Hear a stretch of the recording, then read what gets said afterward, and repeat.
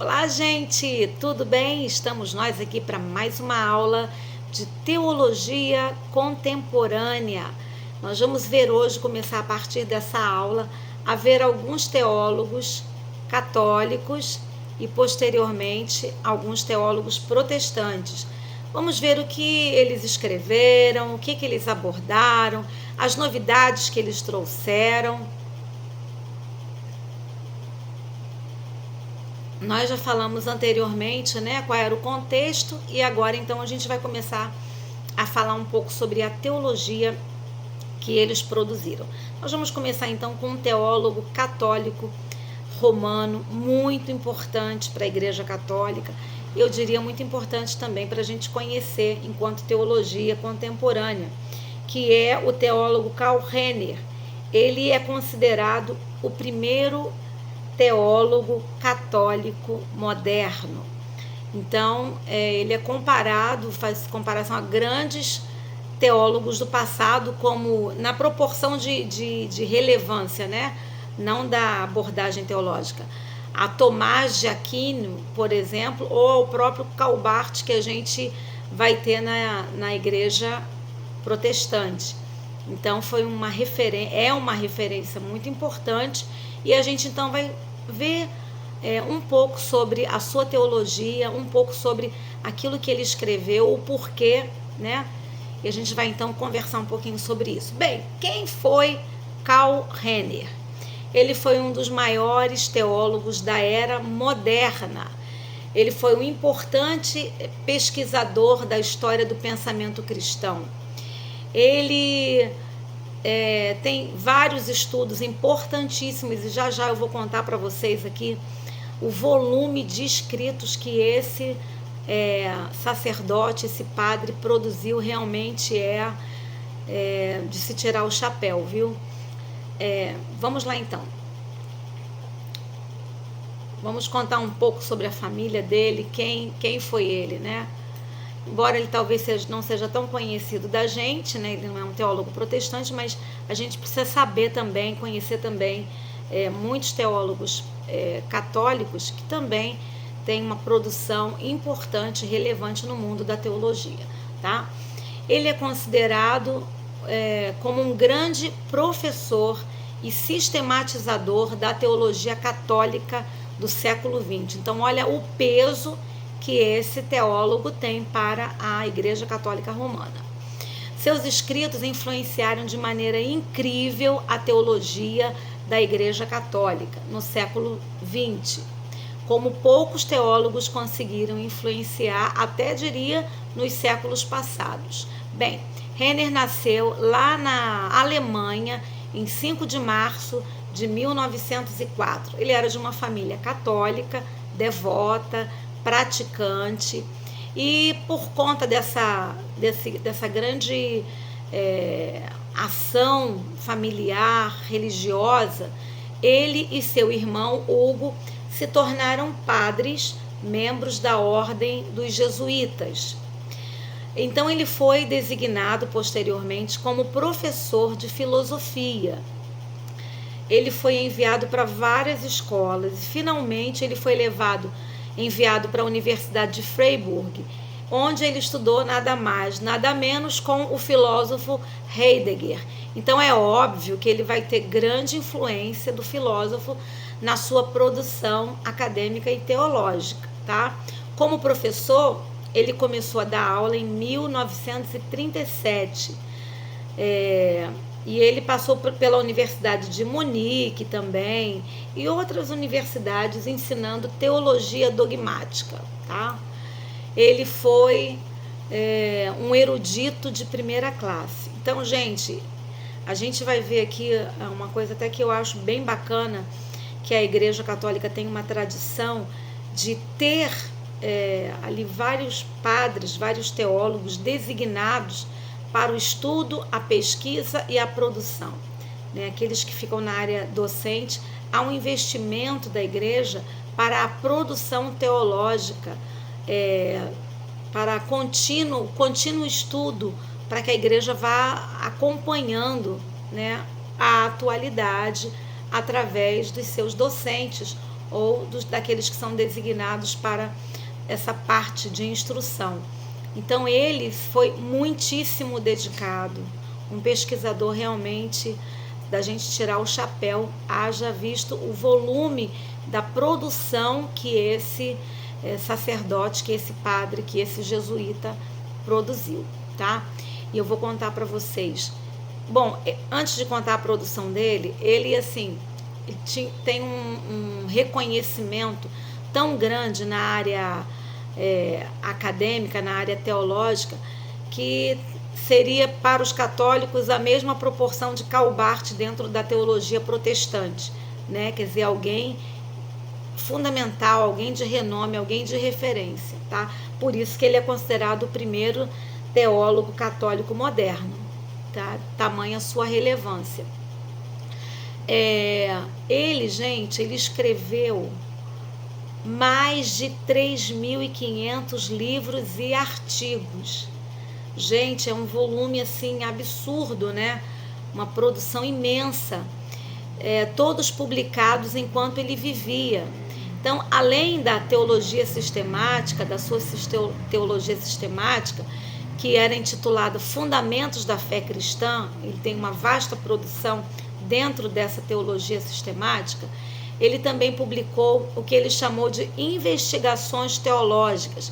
Foi uma série de 14 volumes que ele escreveu, cada qual encerrando uma coleção de ensaios topicamente organizados. Então, realmente foi um homem que um teólogo que realmente a gente tem que dar valor pela sua dedicação, independente no nosso caso como protestante, né? Independente do que a gente pode divergir ou não, mas a dedicação e a profundidade que ele foi desenvolvendo ao longo da sua vida não foi algo superficial, banal, mas realmente foi uma produção de muita qualidade, de muita pesquisa e de muita dedicação. Acho que é bacana a gente ressaltar isso também para vocês. Vamos lá então, mais um pedacinho aqui.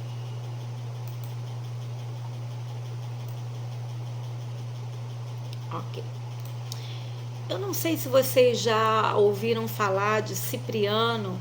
Às vezes a gente já ouviu falar de Cipriano, né, na história, como um grande bruxo que fazia coisas sobrenaturais com a magia, né, com o ocultismo, mas ele se converte, tem uma experiência profunda com Deus e ele escreve primeiro um livro assim de bruxaria, né, terrível, poderosíssimo, né, segundo os mágicos, os magos, os feiticeiros, os bruxos, mas ele se converte, né? Então, desde Cipriano, a teologia oficial da Igreja Católica Romana é que não há salvação fora da Igreja visível, organizada como Igreja Católica Apostólica Romana. Você sabia disso? Isso é um dogma da Igreja Católica. Não há salvação fora da Igreja Católica Romana, onde Cristo está inserido, mas o que eles ressaltam verdadeiramente é que a igreja é o único local onde pode se encontrar a salvação através de Jesus, mas dentro da Igreja Católica Apostólica Romana. Por isso, quando vem até o protestantismo, né, a partir de Lutero, em 1517, eles perseguem aqueles que vão ser os protestantes, porque como dogma para eles não há salvação fora da Igreja Católica Apostólica Romana, ok? Esse ponto também é reafirmado lá no Concílio de Latrão em 1215. Então, isso é uma verdade que a Igreja traz dentro dela, que ela vem reafirmando ao longo da sua história nos seus diversos concílios. Não há salvação em nenhuma outra igreja, e aí, entre aspas, rival. Ou seja, nenhuma outra esfera da igreja cristã, fora do católico apostólico romano, pode ter a salvação. Então, essa é a mentalidade católica, ok? Então, nos últimos 2 séculos, essa declaração continua sendo aceita pela Igreja Católica Apostólica Romana. Não há contestação. Mas em 1858 ela é reinterpretada. Então, em 1854, falei 58, né? 1854, o Papa Pio IX reafirma a Uniam Sanctam, todavia uma modificação vital nessa afirmação primeira da Igreja Católica. Esse Papa aponta que aqueles que são invencivelmente ignorantes da verdade da religião, ou seja, aqueles cuja ignorância não é sua falta, estão isentos. É muito interessante essa visão, né? Então, aqueles que são invencivelmente ignorantes, para quem é bom entendedor, um pingo é letra, aqueles que são invencivelmente ignorantes da verdade, ou melhor, da verdadeira religião, que segundo eles é a Igreja Católica Apostólica Romana, cuja a ignorância não é a sua falta, estão isentos.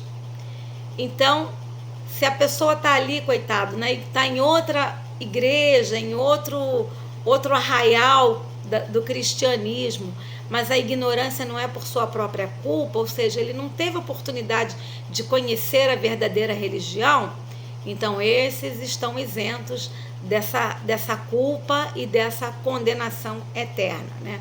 Ou seja, da não salvação. Isso realmente, gente, parece ser uma coisa até hilário pra gente, mas isso é uma coisa muito séria, porque você veja, até 1854, ou seja, antes disso, a crença era que absolutamente 100% de quem não pertencia à Igreja Católica Romana, Apostólica Romana, não poderia nunca encontrar a salvação, tá? Então guardem essa informação.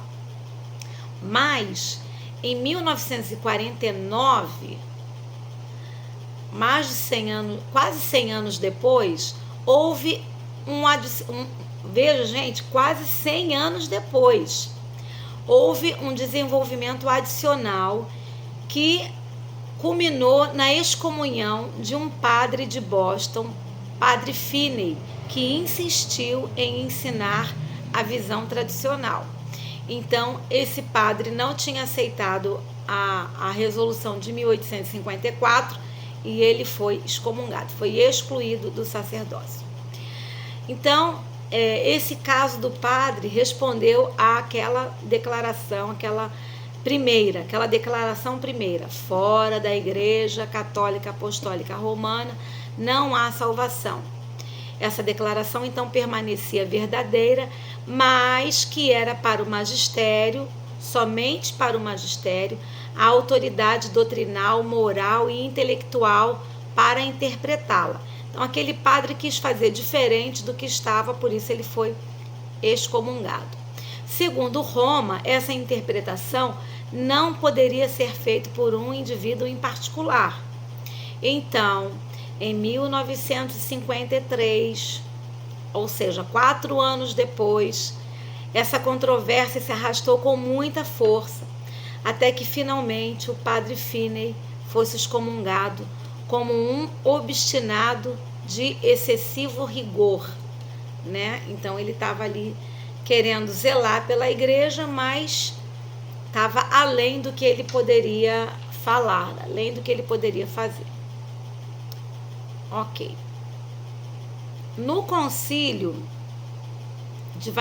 do Vaticano II, embora esse concílio tenha dado aquela interpretação, além da primeira, né, a segunda interpretação, teve também o cuidado de declarar que qualquer pessoa que saiba que a Igreja Católica Apostólica Romana foi posta por Deus através de Jesus Cristo como necessária e ainda assim se recusar a entrar nela ou permanecer dela, não pode ser salvo. Então, por que a gente está comentando sobre isso? Para vocês entenderem o pano de fundo com que os escritos, as produções são feitas, né? Como nós somos protestantes, às vezes a gente vive uma realidade muito distante dessa interna da Igreja Católica. Então, por isso eu estou trazendo esses dados também para vocês terem essa visão um pouco mais ampliada.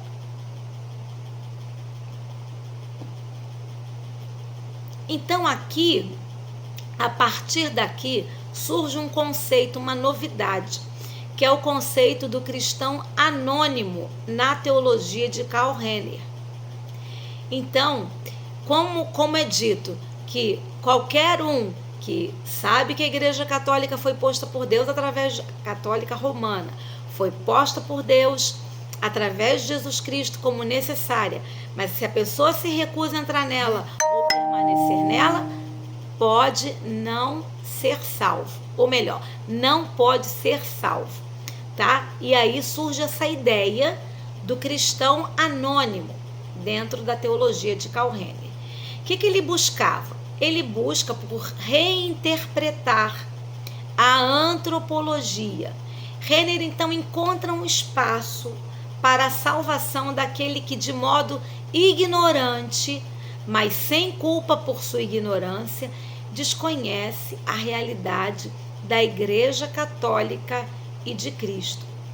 E aí ele começa a trabalhar assim: se tal pessoa for uma pessoa de bem, cuja vida se segue os ditames da consciência, levando uma vida moralmente sadia, que tal pessoa será salva. Gente, isso para nós é muito difícil, né?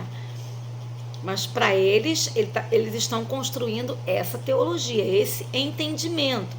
Olha que coisa assim incrível, né? Que coisa surpreendente.